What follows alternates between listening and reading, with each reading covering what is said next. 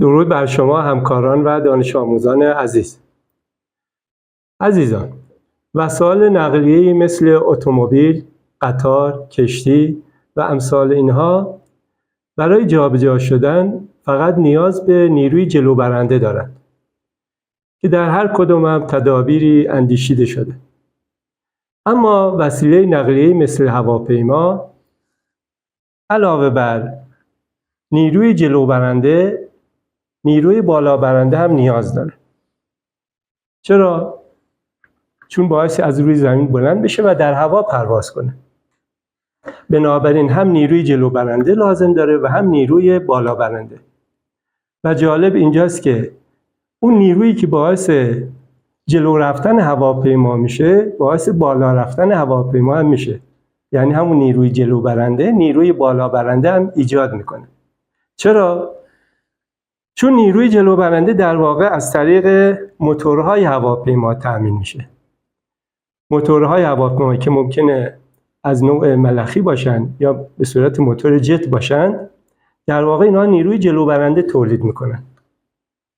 و وقتی که نیروی جلوبرنده تولید شد، نیروی بالابرنده توسط بالها ایجاد خواهد شد.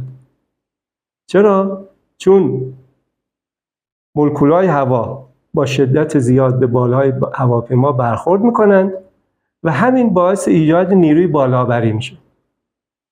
من الان میخوام راجع به نیروی بالابری که توسط بالهای هواپیما ایجاد میشه آزمایش‌هایی رو برای شما عزیزان انجام بدم. خب قبل از این که من نیروی بالابری رو با آزمایش به شما نشون بدم، یه توضیح مختصری میدم و بعد با آزمایش اون انجام خواهم داد. ببینید، فرض کنید ما یک صفحه‌ای داریم، یک سطحی داریم مثل این قطعه یونیته که مسطح هست و فرض کنید اینو من توی هوا به حرکت در بیارم به صورت افق فرض کنید. یا اینکه نه، این رو ثابت نگه دارم و جریان هوا رو با سرعت به این برخورد بدم. مثلا با سشوار جریان هوایی رو با سرعت به این برخورد بدم. خب چه اتفاقی میفته اگر من یک جریان هوایی رو به این برخورد بدم؟ ببینید انگشتان من فرض کنید جریان هوا است. میاد وقتی به این سطح برخورد میکنه دو قسمت میشه. یک قسمت از روی سطح عبور میکنه، یک قسمت از زیر سطح عبور میکنه. خب فرض کنیم که این جریان هوایی 100 متر بر ثانیه سرعت داره. ببینید، پس یه جریان هوایی با سرعت 100 متر بر ثانیه روی این سطح خواهم داشت. یک جریان هوایی با سرعت 100 متر بر ثانیه در زیر این سطح خواهم داشت. خب نکته اینجاست، اگر من بتونم کاری کنم که سرعت مولکول‌های هوا روی سطح بیشتر از زیر بشه، یعنی این که 100 تا بود در بالا و پایین 100 تا بود، من بالایی رو بکنم 120 تا، 120 متر بر ثانیه. اتفاق مهم و جالبی که میفته اصل برنولی ایجاد میشه که میگه هرگاه سرعت شاره افزایش پیدا کنه، فشار شاره کم میشه، کاهش پیدا میکنه. خیلی جالبه. پس اگر من بتونم سرعت مولکول‌های هوا رو روی سطح افزایش بدم نسبت به پایین، یعنی پایین که من کاری ندارم، همون 100 متر بر ثانیه بگذارید بمونه، ولی بالایی رو کار کنم که سرعتش افزایش پیدا کنه، مثلا برسونم به 120 متر بر ثانیه، چه اتفاقی میفته؟ میبینم به سمت بالا حرکت میکنه. به همین سادگی. خب حالا چیکار کنم که سرعت مولکول‌های هوا روی سطح بیشتر از زیر ایجاد بشه؟ خیلی ساده، با قرار دادن یک شکل آیرودینامیکی شبیه این. به همین سادگی عزیزان. ببینید، اگر من این رو روی این سطح قرار بدم و الان جریان هوایی رو با همون سرعت 100 متر بر ثانیه بتابونم، مشاهده میکنیم که سرعت مولکول‌های هوا روی سطح شد 120 متر بر ثانیه، در صورتی که مولکول‌های هوا زیر سطح همون 100 متر بر ثانیه باقی مونده. خب این 120 متر یعنی افزایش سرعت مولکول‌های هوا باعث کاهش فشار شاره میشه که در واقع فشار هوا هست، چون شارمون هوا هست. خب این باعث نیروی بالابری به سمت بالا میشه. خیلی جالبه. یعنی ما با یک ترفند بسیار ساده فقط با تغییر شکل سطح رویه که ما میگیم به این شکل آیرودینامیکی، با تغییر سطح این میتونیم نیروی بالابری درست کنیم. خب حالا بیام سراغ هواپیما. هواپیما همین اتفاق در موردش میفته.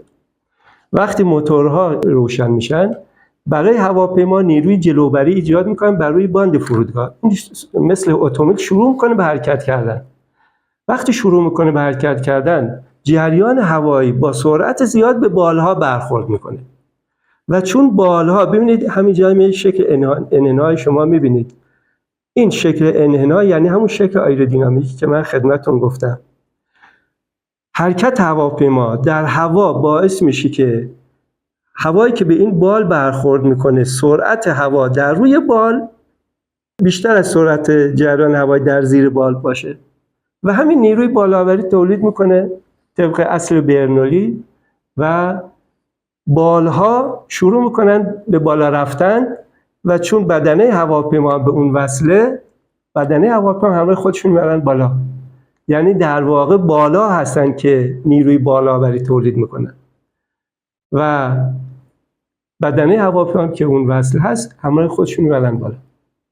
پس حالا خلاصه این که موتورها هم نیروی جلوبرنده تولید کردند و هم باعث شدن که جریان هوایی با سرعت زیاد به بالها بخوره و نیروی بالآوری در بالها به وجود بیاد. این که گفتم موتورها هم نیروی جلوبرنده برای هواپیما ایجاد میکنن، هم نیروی بالآوری، به این خاطر چون دیدید که وقتی که هواپیما از روی باند میخواد بلند شه، با سرعت بسیار زیادی بایستی از روی بال.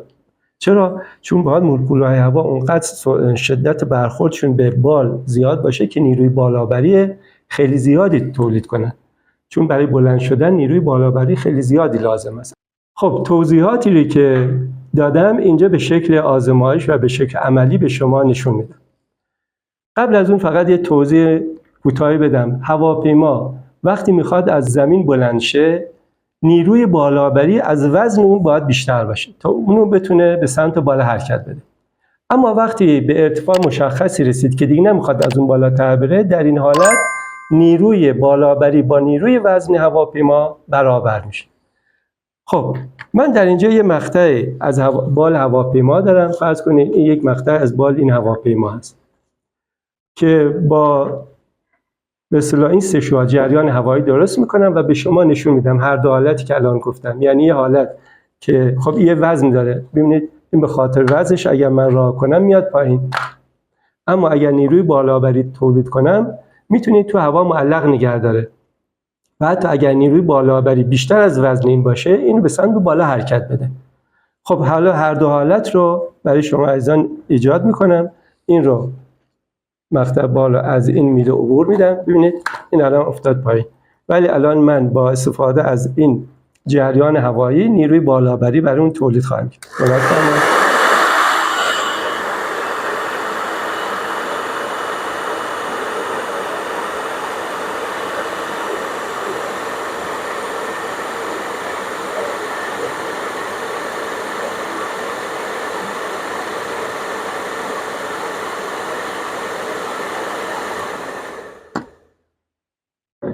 دیدید من هر دو حالت رو برای شما نشون دادم. نیروی بالآوری در یه حالت بیشتر از نیروی وزن این شد و اینو به سمت بالا حرکت داد و در یه حالت برابر با وزن این شد و اونو در همون نقطه‌ای که بود معلق نگه داشت.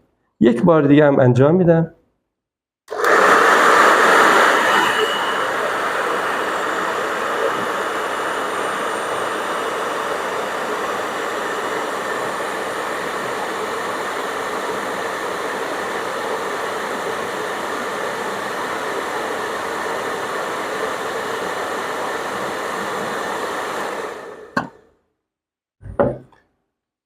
خب امیدوارم با این آزمایش‌هایی که انجام دادم تونسته باشم تولید نیروی بالآوری توسط بال به شما عزیزان با آزمایش و به شکل عملی نشون داده باشم.